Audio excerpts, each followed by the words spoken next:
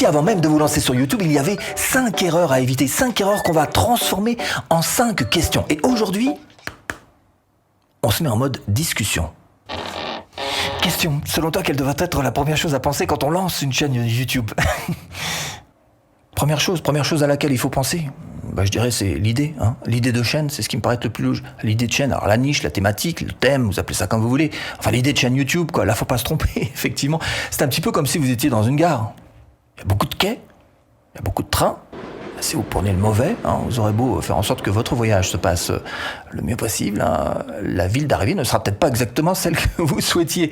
Donc, il y aura erreur quelque part dès le départ, et c'est au tout départ qu'il ne faut pas se tromper, effectivement, au moment de choisir son idée de chaîne, sa niche, sa thématique.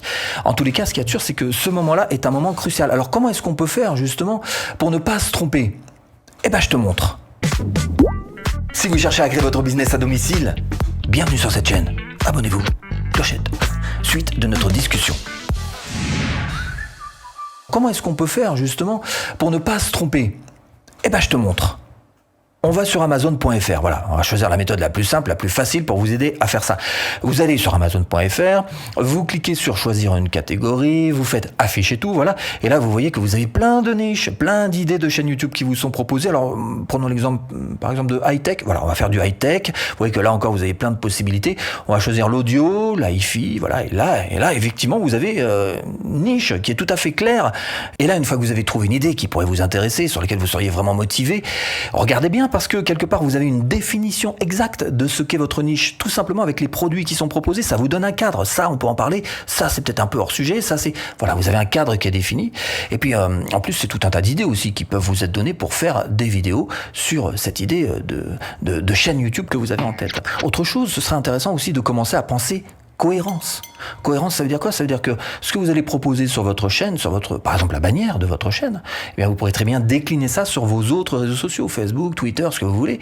En tous les cas, sur vos autres réseaux sociaux, faire cette déclinaison pour être en parfaite cohérence dans ce que vous avez à apporter au monde entier qui va vous regarder. Et ça, le fait de déjà commencer à penser cohérence, quelque part, ça vous emmène un peu sur ce qu'on appelle le positionnement. Ça aussi, c'est un petit truc très facile à faire et qui va être très intéressant pour partir sur de bonnes bases. Trouver le bon quai, le bon train. Prenons un autre exemple. Je vais te prendre la niche beauté du cheveu.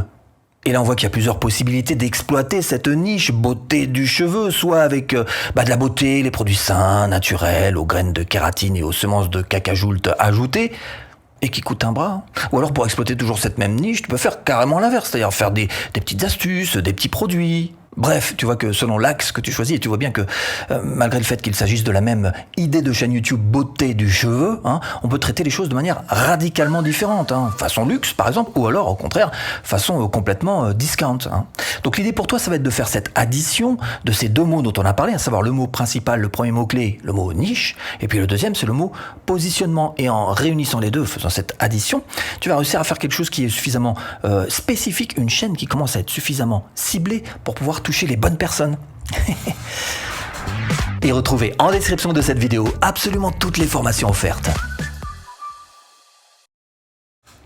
Et les graines de cacajoute n'existent pas. Bon, alors si tout ça c'est déjà fait, l'idée, tout ça c'est réglé, maintenant on fait quoi? Les fondamentaux les gars, bien sûr. Une fois qu'on a trouvé l'idée de la chaîne, il faut s'occuper de la chaîne en elle-même. C'est un petit peu comme si, pour reprendre cette analogie du train, un petit peu comme si vous mettiez pas d'essence dans le train, ça n'a pas d'essence. Non, on met pas d'essence dans le train. Bon. Donc il va falloir absolument que tu paramètres ta chaîne, voilà. Paramétrage, il y a tout un tas de petites sous-catégories qui sont à mettre en place, évidemment. La bannière aussi fait partie du paramétrage, quelque part, quand même. Le bouton, là, voilà, le truc bleu, là, personnaliser sa chaîne, ça aussi, ça a son importance. L'agencement de sa page d'accueil, la manière dont vous allez organiser tout ça, l'onglet à propos. Et ce sont toutes ces petites choses qui, mises bout à bout, vont faire que ta chaîne va devenir optimisée, donc elle va devenir fatalement un petit peu plus efficace. Les playlists. Les playlists, on n'en a pas parlé, mais il y a une véritable réflexion à avoir sur ton propre contenu. Tiens, je t'emmène sur Amazon. Oui, on retourne sur Amazon parce que là, tu vas te rendre compte qu'il y a tout un tas de sous-catégories. Alors là, par exemple, audio portable, système hi-fi, enceinte, home cinéma. Tout ça, en fait, c'est comme si c'était des playlists quelque part. En tout cas, c'est l'équivalent des playlists donc sur Amazon. Et c'est quelque chose dont vous devriez vous inspirer pour vos chaînes, dont tu devrais tenir compte. Steph, il n'y a pas d'autres erreurs que tu aurais observées, toi qui aimes regarder les autres chaînes YouTube?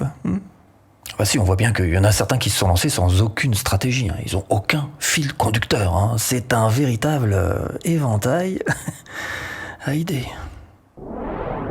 Bah oui, l'enregistrement, alors écran, webcam, DSLR, smartphone, intérieur, extérieur, façon vlog, façon présentation, face cam, il y a 10 000 manières quand on réfléchit bien de faire des vidéos YouTube. Alors essayez de choisir une et puis de vous y tenir. Tiens, aujourd'hui, tennis, on fait du service pendant 1 heure et on met tout dedans. Là, vous allez progresser au service. Donc les vidéos, c'est exactement pareil. Trouvez-vous un format qui vous plaise, essayez de l'amener à un bon niveau où vous allez vous sentir bien et où ça va plutôt passer bien. Et ensuite seulement, tu vas pouvoir tenter quelque chose d'autre si tu veux tenter quelque chose, enfin tout en même temps, voilà, tu réfléchis et fais logique.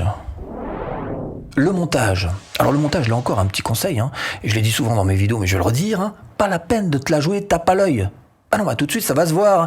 Et les débutants qui essaient de se la jouer un peu tape à l'œil, on voit tout de suite que et du coup, ça fait carrément l'effet inverse. On ne souscrit pas à ce qui se passe devant nos yeux, on ne valide pas, on dit ça va pas du tout. Non, mais voilà, donc c'est un réflexe naturel que tout le monde a. Pas la peine de vous mettre dans ces positions-là. Restez plutôt minimaliste. Et avec le temps, petit à petit, vous ferez monter votre niveau en n'oubliant jamais que le montage est là pour servir votre propos. Certainement pas pour se la jouer Star Wars. Ça, tu fais pas. Le SEO, ça aussi le SEO, quand on est débutant, il faut s'y mettre un tout petit peu, une bonne vignette, un bon titre, une bonne description, tout ça c'est important. Alors de moins en moins avec le temps, mais ça reste quand même quelque chose d'important pour YouTube parce que ça leur permet de savoir un petit peu ce qu'ils vont faire de cette vidéo, où est-ce qu'ils vont la mettre, où est-ce qu'ils vont la classer.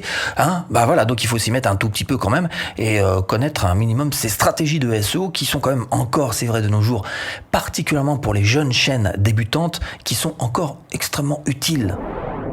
La promo, ça aussi la promo c'est important. Alors évite cette erreur que je vois à tous les coups, c'est d'envoyer ton trafic, d'envoyer tes visiteurs, d'envoyer tes spectateurs de chaînes YouTube, de vidéos YouTube à l'extérieur de la plateforme YouTube. Alors je sais, tu vas me dire, ouais mais toi tu le fais. C'est vrai, je le fais. À chacune de mes vidéos, je dis cliquez là-dessous, rejoignez ma formation et donc je prends des gens qui sont dans YouTube et je les emmène dans ma propre liste email. Donc je les extrais de la plateforme YouTube pour les emmener vers mon propre site. Mais bon... alors d'abord, déjà, personnellement, j'en vis, quand même, c'est quand même une bonne raison, alors que quand on est débutant, c'est absolument pas ce qu'il faut faire.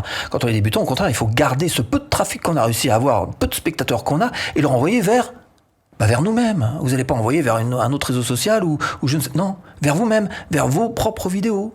Soyez juste cohérents.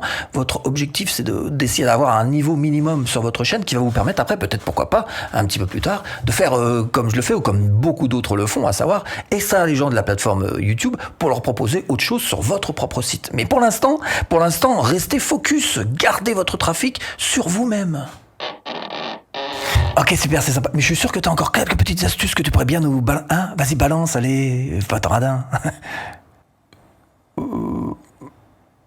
Oui, alors effectivement, il y a bien un point sur lequel on pourrait insister, c'est sur vous, sur toi, qui me regarde.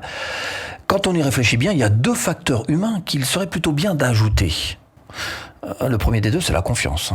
Et la confiance qu'on aimerait pouvoir générer auprès des spectateurs qui nous regardent, ça passe par se montrer à l'écran. Et ça passe aussi surtout par se montrer tel qu'on est, réellement, à l'écran. Et le deuxième facteur, c'est l'interaction. Et ça va dans le sens que souhaite YouTube, mais aussi dans celui qu'on veut tous pour notre chaîne, voilà. Avoir des abonnés actifs et qui nous suivent de près, de très très près, c'est absolument le rêve de tout le monde, pour chacun de ceux d'entre vous qui vont faire une chaîne. On est d'accord là-dessus. Donc, pour y arriver, il faut savoir faire cette addition très simple de ces 2 mots-clés dont je viens de vous parler d'ailleurs. Le premier, c'est le mot confiance, savoir générer de la confiance. Confiance plus interaction égale fidélisation de l'audience. Et fidélisation de l'audience, c'est juste ce que souhaite YouTube et bien sûr, nous aussi, toi aussi. Et en bonus, t'aurais pas un petit truc à éviter de faire absolument pour les débutants, Allez. Alors, petit bonus.